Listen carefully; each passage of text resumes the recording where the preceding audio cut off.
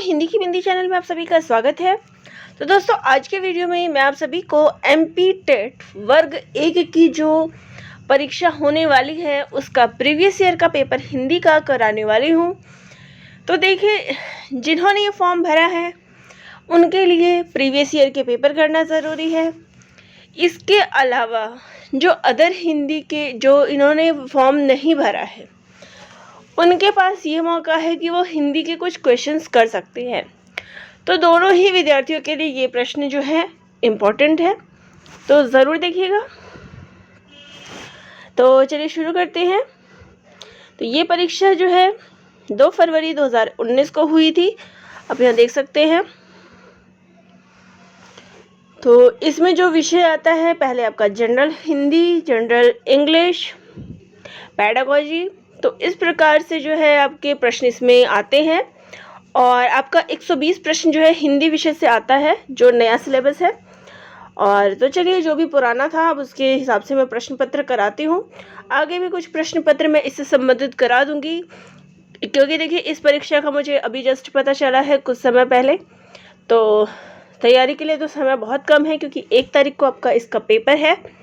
तो ऐसे में जितने हो सके मैं कोशिश करूँगी कि आप सभी को प्रैक्टिस टेस्ट दे सकूँ। तो चलिए शुरू करते हैं। निम्नलिखित विकल्पों में अनुमान का सही समानार्थी शब्द क्या है? तो अनुमान यानी कि प्राक्कलन। अगला है शांत रस का स्थायी भाव है। तो शांत का जो स्थायी भाव होता है वो होता है निर्वेद। चारु चंद्र की चंचल किरणें खेल रही है जलथल में, तो इसमें कौन सा अलंकार है? तो देखिए इसमें च वर्ण की जो है आवृत्ति हो रही है, तो यहाँ अनुप्रास अलंकार होगा।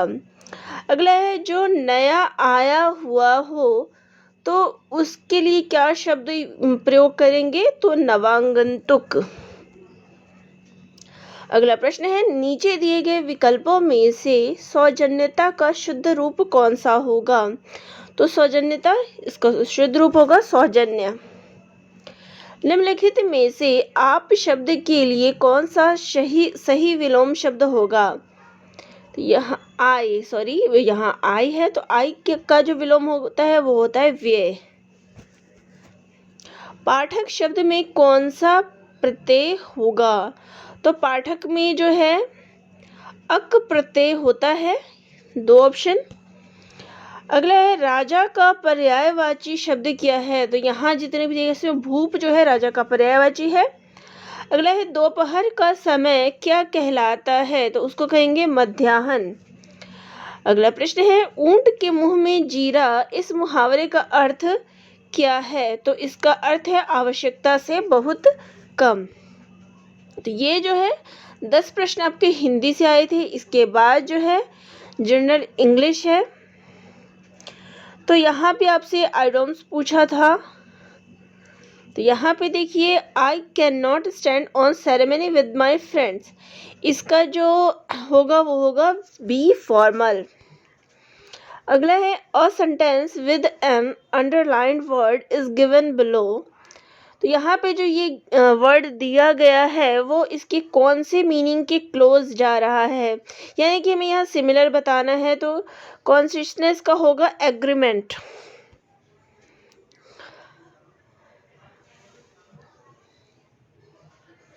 अब यहाँ पे जो फिलअप्स में आएगा वो आपको भरना है। तो यहाँ पे आएगा बी इन एक्सेप्शंस ऑफ। अब यहाँ पे है out of the following option choose the most appropriate tense. यहाँ पे टेंस आपको लगाना है कि कौन सा टेंस जो है यहाँ सही करेक्ट बैठेगा।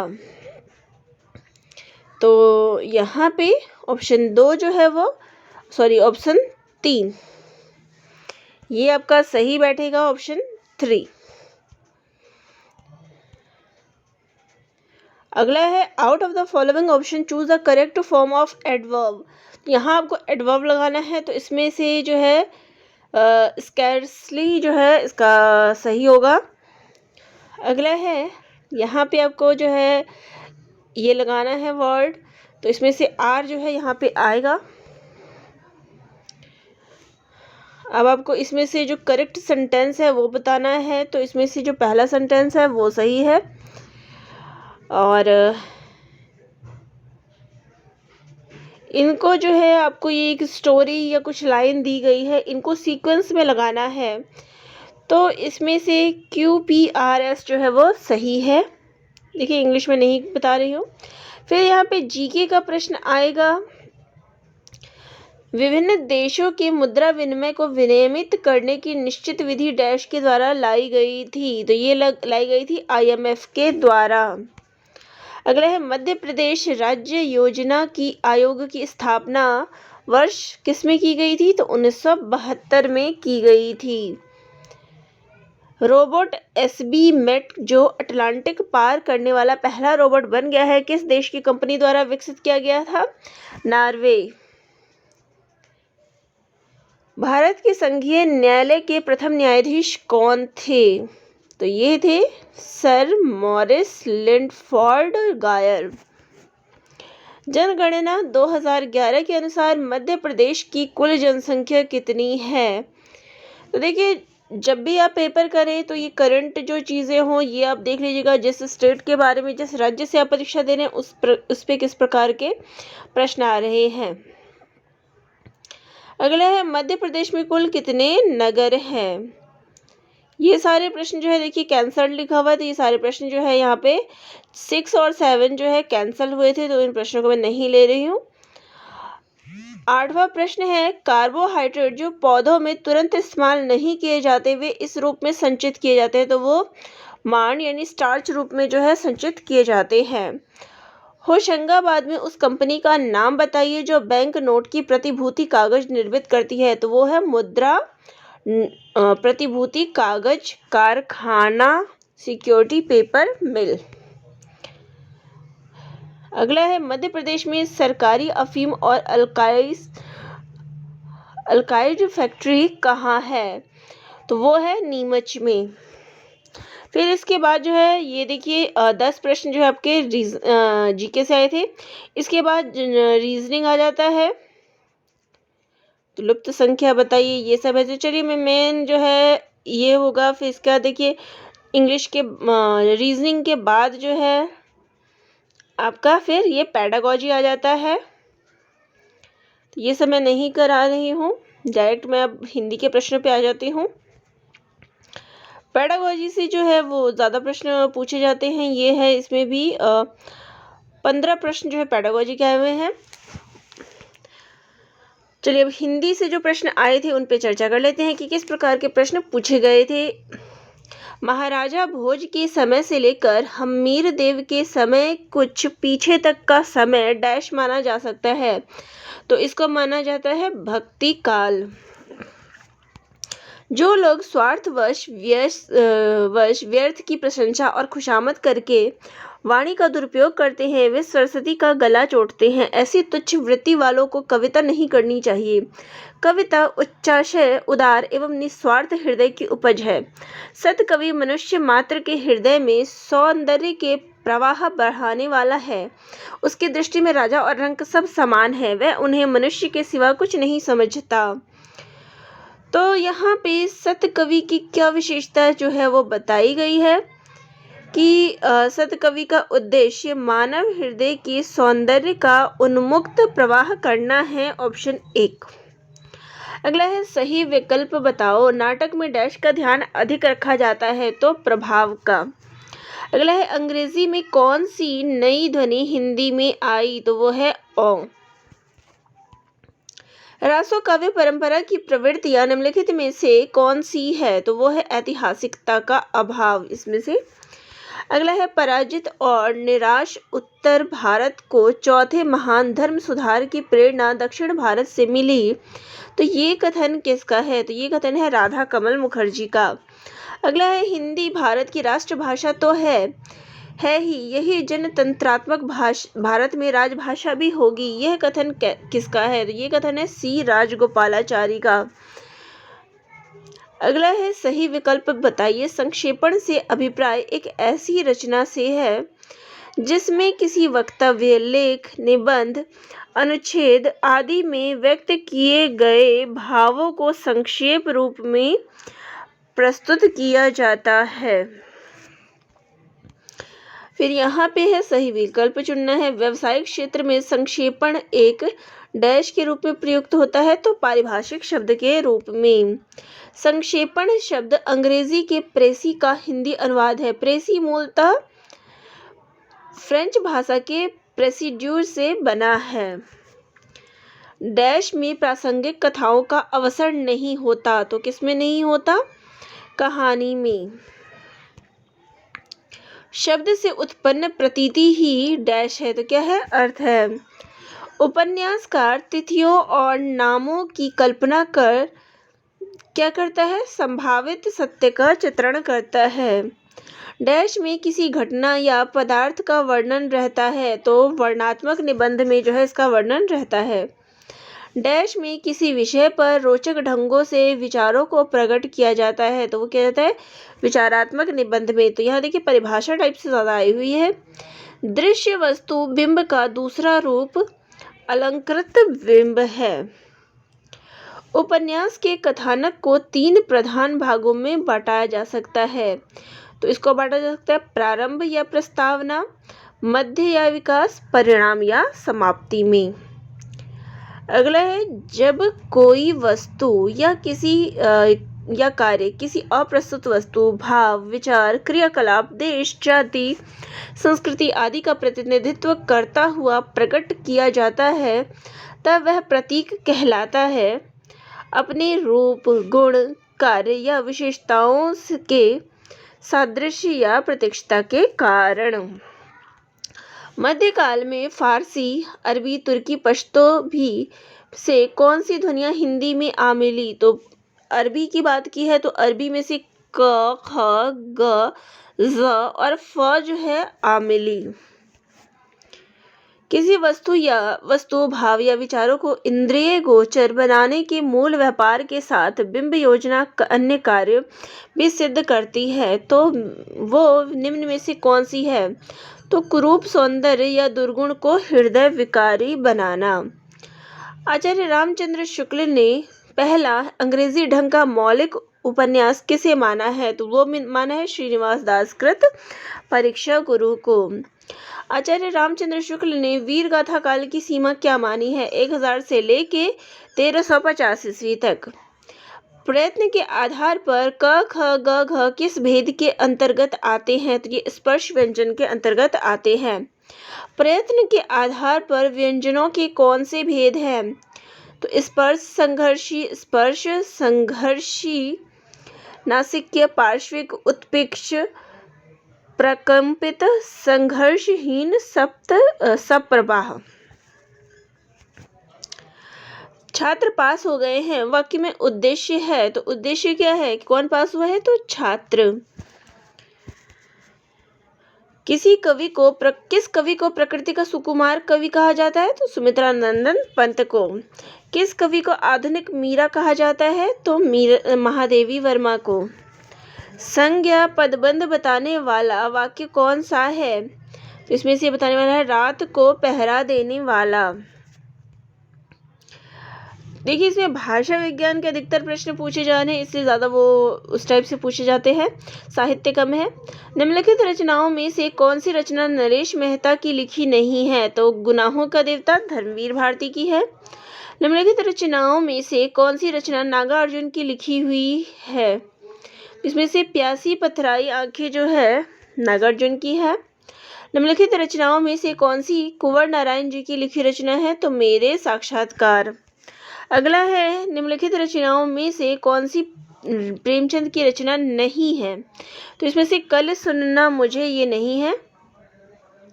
निम्न में से कौन सी निबंध की विशेषता नहीं है? तो निबंध में क्या नहीं होता? तुकबंदी नहीं कर सकते। निम्नलिखित में से कौन सा पत्र का प्रकार नहीं है? तो वो है समाचार पत्र। निम्न में से कौन सा बिंदु पत्र लेखन की विशेषता नहीं है? तो वो है चरमोत्कर्ष। निम्न में से कौन निबंधकार का प्रकार नहीं है? तो वो है एकांकी। निम्न में से कौन संक्षेपण का भेद नहीं है? तो वह है सारणी संक्षेपण। निम्न में से कौन सा रासो काव्य नरपति नाल द्वारा रचित है? तो नरपति नाल ने बीसलदेव रासो की रचना की है। निम्न में से नाथ साहित्य की कौन सी विशेषता नहीं है? तो रामायण महाभारत से संबंधित कथाओं का साहित्य में समावेश। निम्न में से कौन सा संक्षेपण से संबंधित तथ्य नहीं है? तो इसमें व्यास शैली होनी चाहिए, नहीं है।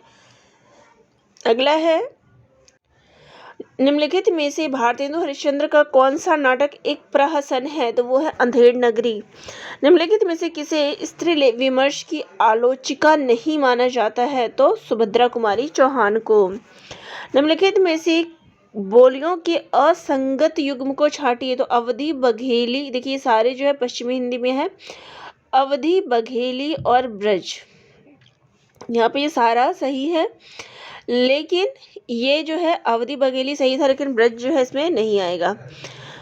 अगला है, निम्नलिखित विस्मयादि वाचक वाक्य में किस वाक्य में योग विराम चिन्ह शब्दों का प्रयोग हुआ है? बस करो, तुम्हें कुछ समझ में नहीं आता। राहुल सांकृत्यायन ने हिंदी साहित्य का प्रथम कवि किसे माना है? तो सरहद पाद को। बीसलदेव रासो के रचयिता का नाम क्या है? नरपति नाल। बिहारी सतसई का मूल रूप क्या है? तो बिहारी सतसई क्या है? श्रृंगार रस है।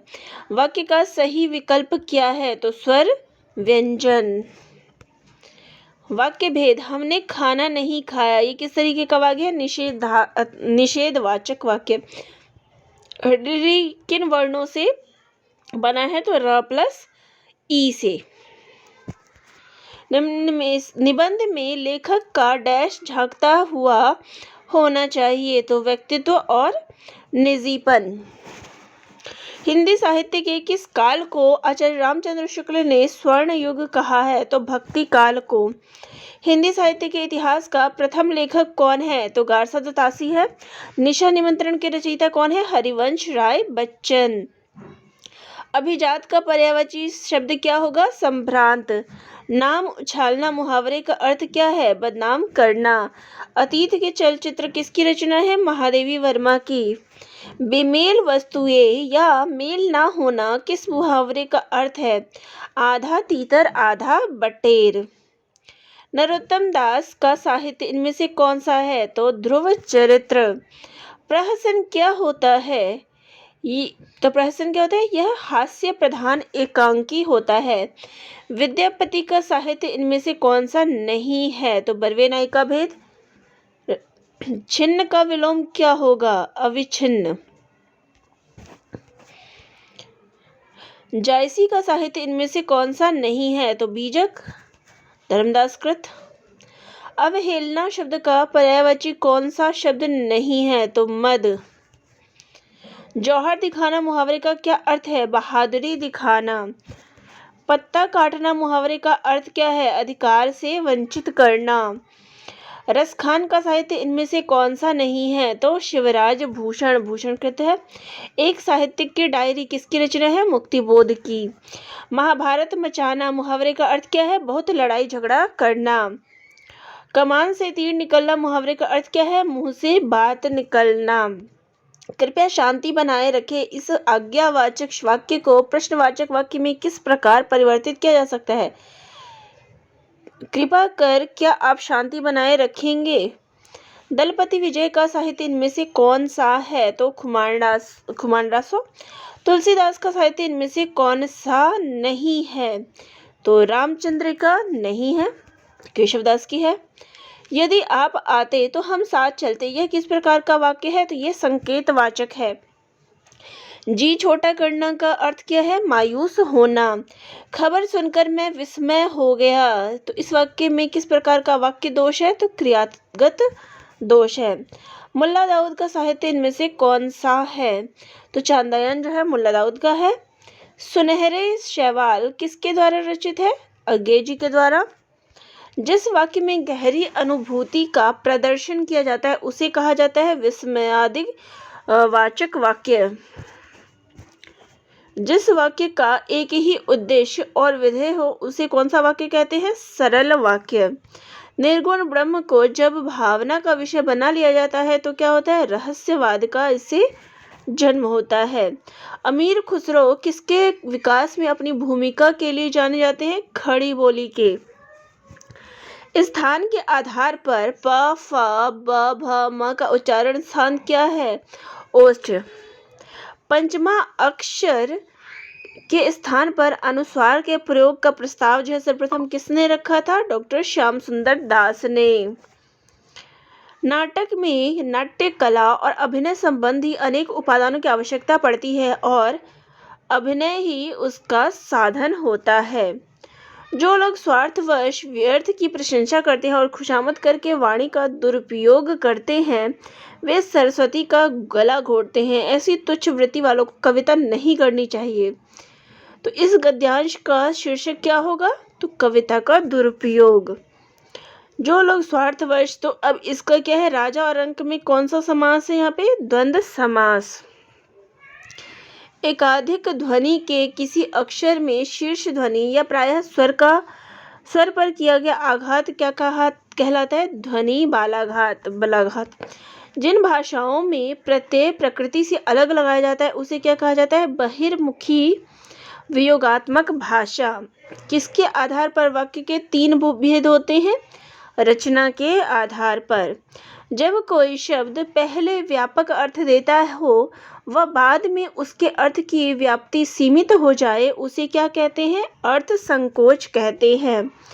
निर्मल वर्मा लिखित चीड़ों पर चांदनी की विधा क्या है? तो ये एक यात्रा वृत्तांत है। कामायनी एक पुनर्विचार किसके द्वारा रचित है? तो ये मुक्तिबोध के द्वारा रचित है। नयनों को रोने दे, मन संकीर्ण ना बन, प्रिय बैठे हैं, आंखों से ओझल हो गए हैं, नहीं वे कहीं यहीं पे बैठे हैं। तो ये जो पंक्तियां हैं उसमें कौन सा रस है? तो ये यहाँ पे वियोग और श्रृंगार का रस है। चिरजीवो जोरी जुरे, क्यों रस रहे गंभीर, को घटी ये वृषभानु जावे हलदर के वीर। तो इसमें कौन सा अलंकार है? तो इसमें श्लेष अलंकार है। एक अर्थ पे 2 अर्थ चिपके हुए हैं। तो पे वारो उर्वशी, सुन राधिके सुजान, तो मोहन के उर्वशी है उर्वशी समान। यहाँ अलंकार कौन सा है? यमक अलंकार। चितवत चकित चूहू दिसित सीता, कहाँ गए नृप किशोर मन चीता, लता ओट सब सखिन दिखाए, श्यामल गौर किशोर सुहाए। तो यहाँ रस पूछा है तो यहाँ पे संभोग श्रृंगार रस है। जिन दिन देखे वे कुसुम गई, सुबीती बहार, अब अली रही गुलाब में अपत कंटीती दार। तो यहाँ पे कौन सा अलंकार है? तो अन्योक्ति अलंकार है। संदेशो देवकी सो कहियो, हो तो धाय तिहारे सुत की, कृपा करित की रहियो। तो यहाँ कौन सा रस है? तो यहाँ पे वियोग वात्सल्य रस है। कैजुअल लीव का सही हिंदी रूपांतरण क्या होगा? आकस्मिक छुट्टी। तो ये प्रश्न थे जो MP टेट वर्ग 1 में पूछे गए थे और इसके साथ ही जितना पॉसिबल होगा उतना मैं आप सभी के लिए प्रैक्टिस टेस्ट लेके आऊँगी ताकि आपकी प्रैक्टिस कल तक में हो जाए। जो भी होगा बता दिया जाएगा और चैनल पर नए हैं तो सब्सक्राइब ज़रूर कर लीजिएगा। धन्यवाद।